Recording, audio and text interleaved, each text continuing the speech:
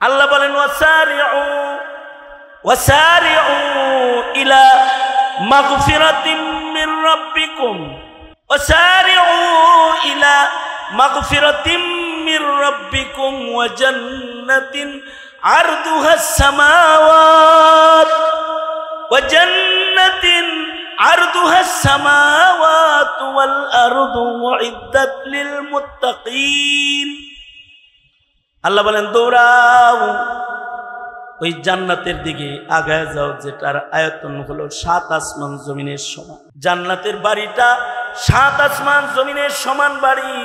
এই উম্মতের সর্বকনিষ্ঠ জান্নাত যেটা সেটা ১০ দুনিয়ার সমান। আর আল্লাহর সৃষ্টি জান্নাতের ভেতরে সবচেয়ে ছোট জান্নাত যেটা, সবচেয়ে ছোট জান্নাতটাও ৭ আসমান জমিনের সমান আল্লাহ বানাইছেন। আল্লাহর রাসূল বলে এই জান্নাতের কিমত আর দাম কত জানো? সারা দুনিয়া আসমান জমিন সব বিক্রি করেও মহান রব্বুল আলামিনের জান্নাতের সামান্য জায়গা খরিদ করা সম্ভব হবে না। এক বিঘত জায়গা জান্নাতে অথবা একটা লাঠি রাখার জায়গা জান্নাতে, এইটা এই ৭ আসমান জমিনকে বিক্রি করলেও এক বিঘত জান্নাতের জায়গার দাম হবে না। আর এই জান্নাতের মিডল পয়েন্টে, এই জান্নাতের রাজধানীর ভেতরে, জান্নাতের মধ্যস্থলে আল্লাহর রাসূল দায়িত্ব নিয়ে বলছেন, আল্লাহর নবী দায়িত্ব নিয়ে বলেন, এই আমার উম্মতেরা, পেরেশানি তোর না, পেরেশানি আমার। আমি দায়িত্ব নিলাম, তুই আমার উম্মত, আমি তোর দায়িত্ব গ্রহণ করলাম। আমি তোকে জান্নাতের মিডলে মাঝখানে একটা বাড়ি তোর জন্য আল্লাহর কাছ থেকে আমি লয়ান দেওয়ার দায়িত্ব নিলাম। শর্ত হলো তোকে আমার শর্ত পুরা করতে হবে।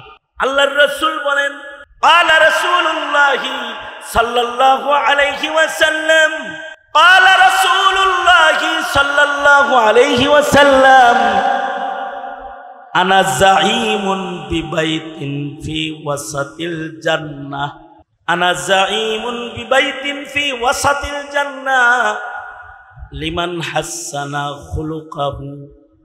আল্লাহর রাসূল বলেন, আমি আমার উম্মতের তাকে আল্লাহর জান্নাতের মিডলে বাড়ি নিয়ে দেওয়ার জিম্মাদারি আমি গ্রহণ করলাম। যে তার দুনিয়ার জীবনে তার চরিত্রটা সুন্দর বানাবি, যার চরিত্র সুন্দর রবে দুনিয়ার মাটিতে, আমি রাসূল তাকে আল্লাহর জান্নাতের মাঝখানে বাড়ি নিয়ে দেওয়ার দায়িত্ব আমি নিয়ে নিলাম। আল্লাহর রাসূল লিমান হাসানা খুলুকাহু, একেবারে মিডলে জান্নাতের মাঝখানে বাড়ি লয়ে দিবেন। আল্লাহর নবী নিজে জিম্মাদার, জামিনদার রাসূল নিজে।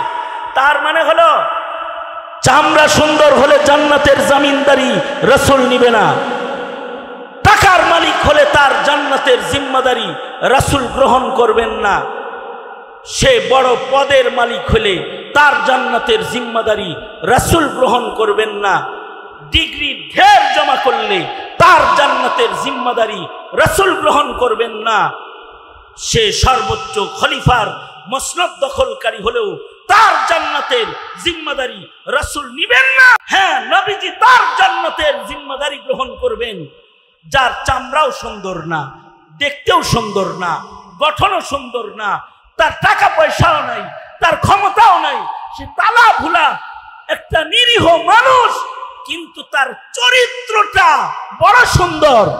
যার চরিত্র সুন্দর, রাসূল বলেন, আনা যাঈম বিবাইতিন ফি ওয়াসাতিল জান্নাহ, আমি আমার এই উম্মতটার জান্নাতে পৌঁছে দিয়ে মাঝখানে বাড়ির মালিক বানায় দেওয়ার দায়িত্ব আমি রাসূল গ্রহণ করলাম। লিমান হাসানা খুলুকাহু। বাচ্চাদেরকে তো অনেক কিছু শিখান, প্রজন্মকে অনেক কিছু শিক্ষা দিলেন, খুলুক, আখলাক, আখলাক, আখলাক শিক্ষা দেন, ও জান্নাতের মালিক হয়ে যাবে। নিজে আখলাকওয়ালা হয়ে যাই, তো আমরা আল্লাহর জান্নাতের মালিক হয়ে যাব। পেরেশানি থাকবে না পুলসিরাত পার হওয়ারও। রাসূল আরবি দায়িত্ব নিয়ে আপনাকে আমাকে জান্নাতের মাঝখানের বাড়িতে পৌঁছায় দিবে। আল্লাহু আকবার জোরে করে বলেন। আল্লাহর রাসূল আর এক হাদিসে বলেন,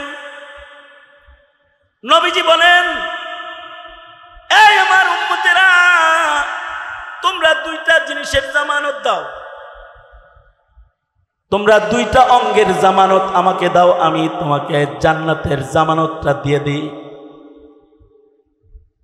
মা বাইনা লিহইয়াইহি ওয়া মা বাইনা রিজলাইহি, মুখের জামানত দিবা আর লজ্জাস্থানের জামানত দিবা। তোমার মুখ যেন নাপাক না হয়, মুখে ওই শব্দ উচ্চারণ করবে না যা মহান আল্লাহ পছন্দ করে না। আর লজ্জাস্থানকে অন্যায় ভাবে ব্যবহার করবা না। যারা তাদের জবান আর লজ্জাস্থানের জামানত দিবা, আল্লাহর রাসূল বলে আমি তার জান্নাতের জামানত দিব। বিসমিল্লাহির রহমানির রহিম। وسارعوا إلى مغفرة من ربكم وجنة عرضها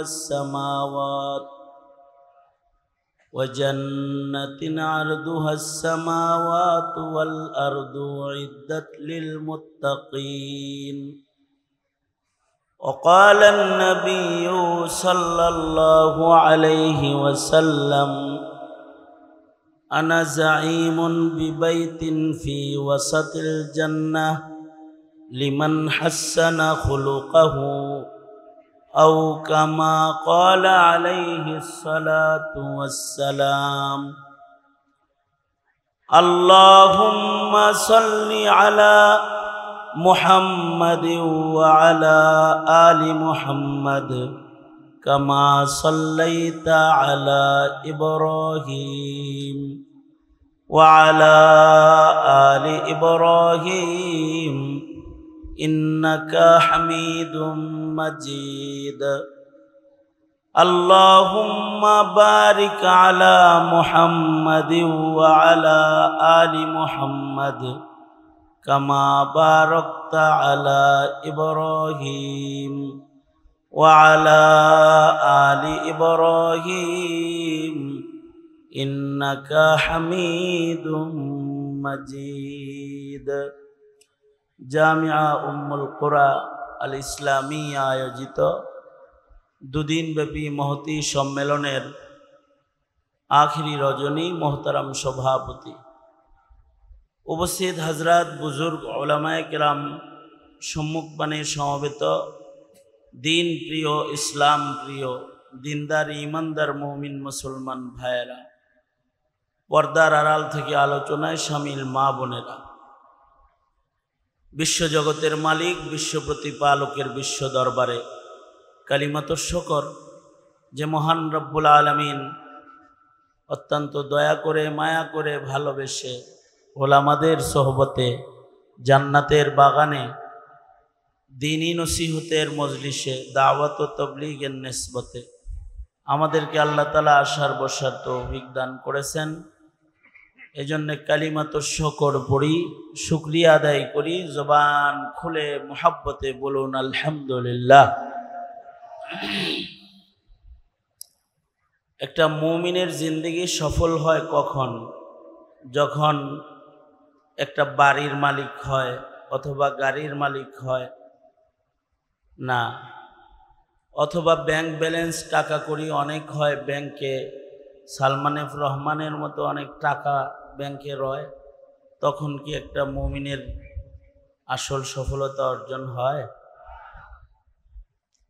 একটা মুমিন এমপি হয়ে গেলে কি আসল সফলতা অর্জন হয়? অথবা যদি সে মন্ত্রী হয়, দেশের প্রধান যদি হয়, তাতেও কি আসলে একটা মুমিন সফল হয়? একটা মুমিনের সফলতা হলো যখন সে আল্লাহর জান্নাতে যাওয়ার উপযুক্ত হয়। আর একটা মুমিন ততক্ষণ পর্যন্ত জান্নাতে যাওয়ার উপযুক্ত হবে না যতক্ষণ পর্যন্ত না সে মুত্তাকি না হবে। যখন মুত্তাকি হবে তো জান্নাত উইদ্দাত লিল মুত্তাকিন, আল্লাহ তাআলা জান্নাতটা মুত্তাকিদের জন্য বানাইছেন।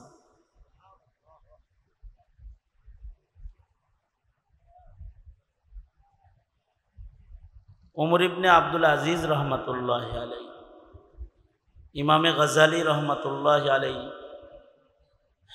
ইহয়া উলুমুদ্দিনের ভেতরেও আছে, আরো কয়েক জায়গায় ইমাম গজালি রহমাতুল্লাহি আলাইহি আনছেন যে ওমর ইবনে আব্দুল আজিজ রহমাতুল্লাহি আলাইহি, ওনাকে তো ওমরে সানি বলা হয়, অর্থাৎ উনি দ্বিতীয় ওমর। আর ওনার শাসন আমল ছিল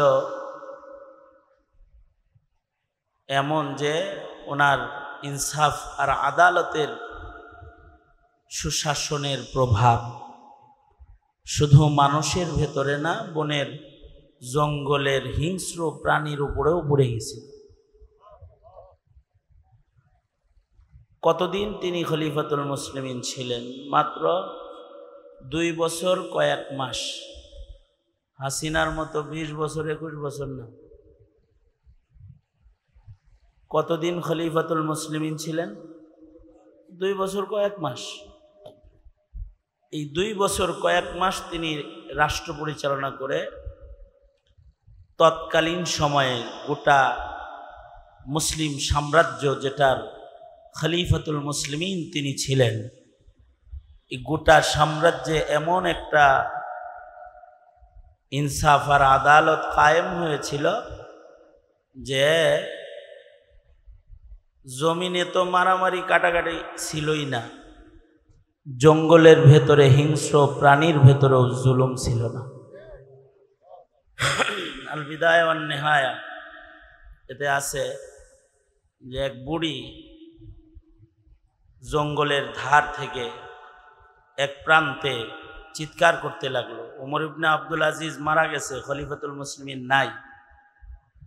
এই সময়ের মতো এরকম ডিজিটাল ক্যামেরা আর লাইভ প্রচার করার যুগ তখন ছিল না, বাটন মোবাইল ফোন সংবাদ পৌঁছানোর ব্যবস্থা ছিল না। এক এলাকার থেকে আর এক এলাকায় কোনো খবর যাইতে তখন 15 দিন 10 দিন 1 মাস সময় লেগে যেত। ওই সময়ে প্রায় 2500 মাইল দূর অথবা 1700 মাইল দূর থেকে একটা মহিলা নদীর ধারে চিৎকার করছে আর বলছে ওমর ইবনে আব্দুল আজিজ মারা গেছে। সবাই বলে ওমর ইবনে আব্দুল আজিজ মারা গেছে, তুমি কেমনে জানলে? কয় আমি জানি। তোমরা আগে খবর নাও জীবিত আছে কিনা নাই। বেশ কিছুদিন পরে সত্যতা প্রমাণ হলো। খলিফার দরবার থেকে একটা কাফেলা নিজ এলাকায় গিয়ে বলল, ওমরে সানি ওমর ইবনে আব্দুল আজিজ আমিরুল মুমিনিন বাচ্চা নাই। তুমি আজকে বললা, আমরা তো আরো অনেক দিন আগে এক বুড়ির কাছে খবর পাইছি যে ওমর ইবনে আব্দুল আজিজ বাচ্চা নাই। ওইটাই সঠিক কথা, বাচ্চা নাই, তিনি দাফন হয়ে গেছেন। আমরা ওনার সালাতুল জানাজায় অংশগ্রহণ করে এসেছি, দাফন হয়ে গেছে। সবাই মিলা বুড়িরে ধরছে, এই বেডি তুই কিভাবে জানছস ওমর ইবনে আব্দুল আজিজ বাঁচা নাই? বুড়ি বলে, নিজের চোখে জঙ্গলের এক খালের ভেতরে বহুবার দেখেছি, ওমর ইবনে আব্দুল আজিজের শাসন আমলে দেখেছি বাঘ আর ছাগল একসাথে পানি পান করে, কেউ কারোর উপরে জুলুম করে না।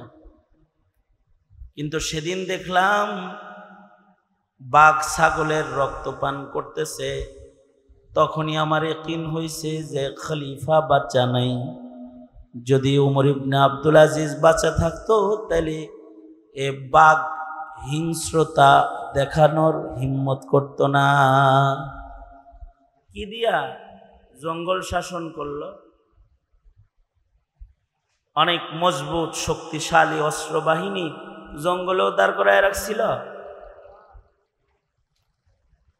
ওনার আদালত,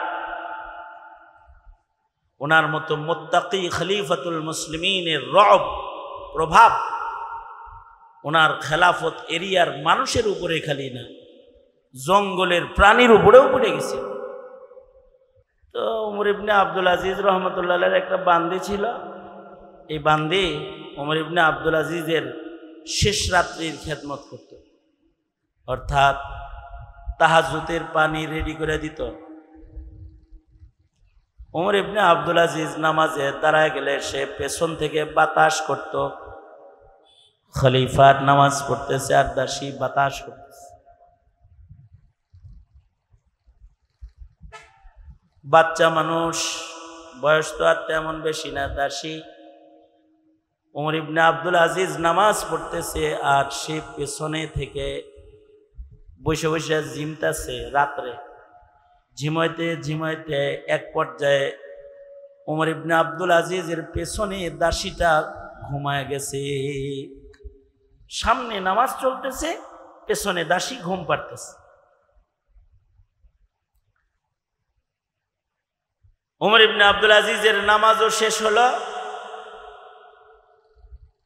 দাসীরও ঘুম ভেঙে গেল। ওমর ইবনে আব্দুল আজিজ দোয়া করতেছেন, মুনাজাত করতেছেন।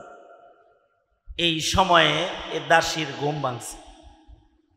ঘুম থেকে জাগ্রত হয়ে সে হাউমাউ করে চিল্লায় কান্না শুরু করে দিল, চিৎকার করে কাঁদতেছে। খলিফাতুল মুসলিমিন ওমর ইবনে আব্দুল আজিজ বলে, এই দাসী কাঁদো কেন? বলে, আমিরুল মুমিনিন, আপনি নামাজ পড়তেছিলেন আর আমি আপনার পেছনে ঘুমায় গেছি। এই ঘুমের ভেতরে এক ভয়ঙ্কর স্বপ্ন আমি দেখেছি, বড় ভীতির এক স্বপ্ন আমি দেখেছি, ভয়ে কানবার লাগছে। কি স্বপ্ন দেখেছ? বলে, দেখি সবাই মিলা জান্নাতে যাওয়ার জন্য লাইন ধরছে, পুলসরাত বরাবর দাঁড়াইছে, আসর কায়েম হয়েছে। সব আল্লাহর জান্নাতের দিকে যাবে, কিন্তু জান্নাতে যাওয়ার তো একটা মাত্র পথ, যেটা পুলসরাত। এই পুলসরাতের পুল পার না হয়ে কেউ জান্নাতে যেতে পারবে না। কিন্তু নবীরাও পুলসরাত দিয়ে জান্নাতে যাবে, সিদ্দিকরাও পুলসরাত দিয়ে জান্নাতে যাবে, শহীদরাও পুলসরাত দিয়ে জান্নাতে যাবে। ওলি বুজুর্গ সব আমির ফকির একটাই জান্নাতে যাওয়ার পথ। পুলসরাতের পুল পার না হয়ে কেউ জান্নাতে যেতে পারবে না। কিন্তু পুলসরাতটা আল্লাহ পাক জাহান্নামের উপরে পুলসরাতকে আল্লাহ তাআলা স্থাপন করেছেন। এটার উপর দিয়েই হেঁটে যেতে হবে সকলকে। এই পুলসরাতের পুল পার হওয়া এত সহজ বিষয় না। জঙ্গে মুতার যুদ্ধে জঙ্গে মুতায় আল্লাহর রাসূল সাল্লাল্লাহু আলাইহি ওয়াসাল্লাম তিনি শহীদ সেনাপতিদের নাম আগেই উচ্চারণ করেছিলেন যে অমুক সেনাপতি হবে, সে শহীদ হবে, তারপরে অমুক হবে, তারপরে অমুক হবে, তারপরে অমুক হবে। এর ভেতরে আব্দুল্লাহ ইবনে রওয়াহা অন্যতম একজন, যাদেরকে আল্লাহর রাসূল আগেই বলেছেন যে তোমরা জঙ্গে মুতায় শহীদ হবে। তোমরা তিনজন শহীদ হয়ে গেলে চতুর্থ সেনাপতি যুদ্ধের ময়দানে সকলে মিলে মশওয়ারা করে বানায় নিবে। আর এই জঙ্গে মুতা ছিল এমন এক ঐতিহাসিক যুদ্ধ যেটার লাইভ আল্লাহ তাআলা মদিনাতুল মুনাওয়ারাতে রাসূল বসেছিলেন, আর আল্লাহ তাআলা যুদ্ধের লাইভ তার রাসূলকে মদিনায় বসায় বসায় দেখাইছে। এবং যাদের নাম উচ্চারণ করেছিলেন যে এরা শহীদ হবে, এরা সবাই বাড়ি থেকে শেষ বিদায় নিয়ে গেছে, আর কোনোদিন আসা হবে না। যায়েদ ইবনে হারেসা বিদায় নিয়ে গেছে, আব্দুল্লাহ ইবনে রওয়াহা বিদায় নিয়ে গেছে, শেষ বিদায় নিয়ে গেছে। আব্দুল্লাহ ইবনে রাওয়াহা উনি যখন যাইতেছিলেন যুদ্ধের দিকে তখন চিৎকার করে করে কাঁদতেছিলেন। সবাই বলতেছিল মরার ডর এত বেশি তোমার যে আব্দুল্লাহ মৃত্যুর ভয়ে চিল্লায় কান্দো না, আপনজন রেখে যাচ্ছ তাদের মায়া এত বেশি যে ভয়ে চিল্লায় কাঁদতেছ। আব্দুল্লাহ ইবনে রাওয়াহা বলে আমি জানি শহীদরা বিনা হিসাব জান্নাতি, আর রসুল বলছেন আমি শহীদ, এজন্য আমি গর্বিত, কিন্তু আমি চিন্তিত হইল যে শহীদরাও তো পুলসরাত পার হইয়া জান্নাতে যাইতে হবে, আমি যে পুলসরাতটা কেমনে পার হব, আমি যে কত নাম্বার শহীদ হব, আলী দরজার শহীদ হব নাকি নিম্নমানের শহীদ হব, যদি পাপ ফসকা যায় তাহলে তো দোজখে ভরে যাব। এই ভয়ে কাঁদতেছে, কারণ পুলসরাতের পুল পার হয়ে কেউ না পার হলে কেউ জান্নাতে পৌঁছতে পারবে না। পুলসরাতটাকে আল্লাহ তাআলা জাহান্নামের উপরে স্থাপন করেছেন। নবী, সিদ্দিক, শহীদ, ওলি, মুমিন যা আছে এই পথ দিয়ে যাইতে হবে। বান দিয়ে কয় ওমর ইবনে আব্দুল আজিজ আমি স্বপ্নে দেখি জান্নাতের দুয়ার পুলসরাতের ওই পারে খোলা হয়েছে, আর ওই পাশ থেকে একজন একজন করে পুলসরাতের পুল পাড়ি দেওয়ার জন্য ডাকা হচ্ছে। আমি স্বপ্নে দেখলাম সর্বপ্রথম খলিফা মালিক ইবনে মারওয়ানকে এক নম্বরে ডাকা হইল। মালিক ইবনে মারওয়ান সে পুলসরাতের গেটের কাছে যা পুলসরাতের পুলের উপরে, সেও কিন্তু খলিফাতুল মুসলিমিন ছিল, নেতা ছিল, খলিফা ছিল মালিক ইবনে মারওয়ান। সে পুলসরাতের উপরে দাঁড়াইছে, দাঁড়ায় কিছু দূর যাওয়ার পরে পুলসরাত কাঁপা শুরু করছে, আর মালিক ইবনে মারওয়ানের মতো এত বড় লিডার দোজখের আগুনে পড়ে গেল। আমি স্বপ্ন দেখলাম। এরপরে আরেকজনকে ডাকা হলো, এরপরে আরেক মন্ত্রীরে ডাকা হলো, সেও এভাবে পুলসরাত পার হতে গিয়ে পড়ে গেল। সর্বশেষ তারপরে কাকে ডাকা হলো? দাসী বলে আমিরুল মুমিনিন, এরপরে আপনারে ডাকা হলো। ওমর ইবনে আব্দুল আজিজ কই, আসো পুলসরাতে দাঁড়াও, পার হও, জান্নাতের দিকে যাও। এই কথাটা শোনার সাথে সাথে ওমর ইবনে আব্দুল আজিজ রাহমাতুল্লাহ আলাইহি নিজেই অজ্ঞান হয়ে গেছেন। কি জন্য ওমর ইবনে আব্দুল আজিজ অজ্ঞান হয়েছেন? তাকওয়ার কারণে অজ্ঞান হয়েছেন। উনি মনে মনে ভাবতেছেন, না জানি এখন দাসী বলবে যে আমিও পড়ে গেছি, এই কথাটা আমি শুনতে চাই না। দোজখের ভেতরে আমি পড়ে গেছি এই সংবাদ আমি শুনতে চাই না। দোজখের আগুনের চিন্তায় ওমর ইবনে আব্দুল আজিজ অজ্ঞান হয়ে গেছেন। পুলসরাতের পুল কেমনে পার হইবেন এই চিন্তায় তিনি অজ্ঞান হয়ে গেছেন। ওমর ইবনে আব্দুল আজিজ অজ্ঞান হয়ে গেলে দাসী তাড়াতাড়ি ওমর ইবনে আব্দুল আজিজের মাথার ভিতরে পানি ঢালতে লাগলো, চোখে মুখে পানির ছিটা দিল। লম্বা আরসা যাওয়ার পরে আমিরুল মুমিনিন ওমর ইবনে আব্দুল আজিজের হুশ আসলো। দাসী বলতেছিল, আগে চিন্তায় আপনি অজ্ঞান হয়ে গেলেন। আরে আপনার সাথে কি হয়েছে শূন্য অজ্ঞান তো হইবেন, আগে তো ভয়ে অজ্ঞান হয়ে গেছেন। কিন্তু আমি স্বপ্নে দেখলাম আপনাকে যখন ডাকা হলো আপনি খুব দুশ্চিন্তা পেরেশান ভয়ে পুলসরাতের উপরে আপনি কদম রাখলেও একটা আলো পুলসরাতের উপরে পড়ল, আর বিদ্যুতের গতিতে কারা যেন টেনে আপনাকে পুলসরাত পার করে আল্লাহর জান্নাতের গেটে পৌঁছায় দিল।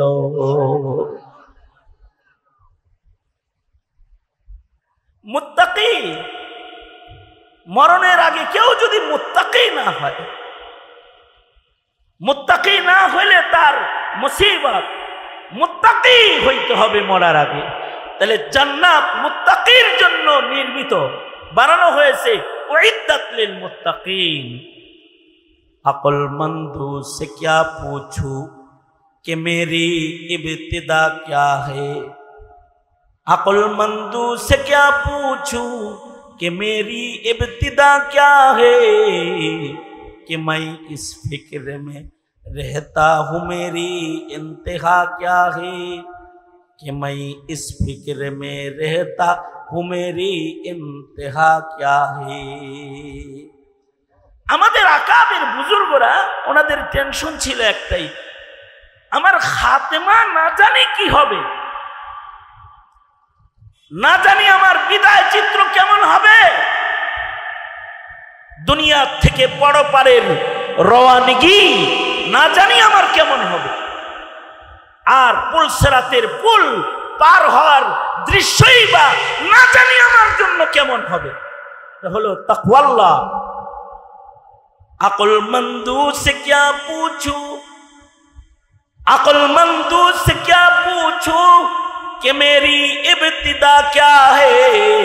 कि मैं इस फिक्र में रहता हूँ मेरी इंतहा क्या है। कि मैं इस फिक्र में रहता हूँ मेरी इंतहा क्या है। আমাদের বাপ দাদারা এই চিন্তাই শেষ রাত্রিতে তাদের জায়নামাজ চোখের পানি দিয়ে ভিজে যায়। কিভাবে আখিরাত পার হব, কেমনে আমি পুলসিরাতের ব্রিজ পার হব, কেমনে আমি আদালতে কিবরিয়াতে দাঁড়াবো। এই খৌফ আর এই খাশিয়াতের নাম হলো তাকওয়াল্লাহ।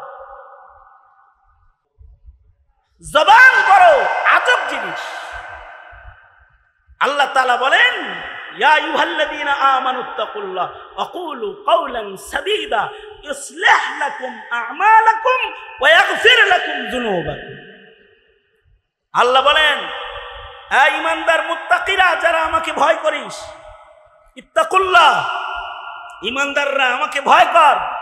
আর কুলু কাওলান সাদীদা, পবিত্র পবিত্র কথা, মিষ্টি মিষ্টি কথা মুখে উচ্চারণ করবি। লাভ কি হবে? তোরা যদি তোদের মুখ ভালো করিস, ইউসলিহ লাকুম আমালাকুম, তোদের আমল ভালো হবে, চরিত্র ভালো হবে, এবং তোদের আমল নামাও ভালো হবে। যে আমল নামার গুনাহকে তোদের পবিত্র কথার কারণে মহান আল্লাহ মুছে দিবে, মাফ করে দিবে। কারণ কারোর যদি মুখ খারাপ হয়, ও দুনিয়ায়ও বেইজ্জতি হয়, আর আখিরাতেও তো বেইজ্জতি আছে। আর মুখ যার ভালো হয়, ইজ্জত তার বড় হয়। দুনিয়াতেও, কবরেও, হাসরেও ইজ্জত বড়। মুখ ভালো যার, তার চরিত্র ভালো হয়, তার দুনিয়াতে সম্মান হয়। আপনাকে এমপি সাহেবের নাম কি জানি ছিল? হ্যাঁ, কি বুঝি না। এর মুখ খুব খারাপ ছিল, কিন্তু কি কথা বলেন না কেন? তার মুখ খুব খারাপ ছিল না? খুব খারাপ মুখ, তার জবান খারাপ, এ কারণে তার স্বভাব খারাপ, চরিত্র খারাপ। মুত্তাকি হওয়া ছাড়া দুনিয়ার কোন পদ মত দিয়ে আল্লাহর জান্নাতে যাওয়া যাবে? ভিতরে ঢুকানো, এটা খুব ভালো। সবাই টাকা দিয়া, চেহারা দিয়া, বাড়ি দিয়া, গাড়ি দিয়া, ক্ষমতা দিয়া জান্নাত দখল করা যাবে না। জান্নাত দখলদারিত্ব নিতে তাকওয়াল্লাহর মালিক হইতে হবে, তাহলে পুলসিরাত পার হতে পারবে। তাছাড়া মালিক ইবনে মারওয়ানের মতো খলিফাও দোজখের ভিতরে পড়ে গেছে, দেখতেছে। শুধু আদালত আর আখলাক, এটার কমজোরি যদি কারণ হয়, তাহলে সে বিপদে পড়ে যাবে। দ্বিতীয় কথা হলো, মুখ ভালো যার, চরিত্রটা ভালো তার। হাসিনার চরিত্র মুখ খারাপ বিদায় তার কর্মকাণ্ড খারাপ। মুখ কত খারাপ, সে বাতি বন্ধ করে শাপলা চত্বরে গুলি করে হাফেজার আলেমদের লাশ জমিনে ফেললো, রক্ত দিয়ে রাজপথ লাল করলো। ফজরের সূর্য উদয় হওয়ার আগেই গরম পানি দিয়ে ঢাকা শহরের রাজপথকে ধৌত করে ফেললো।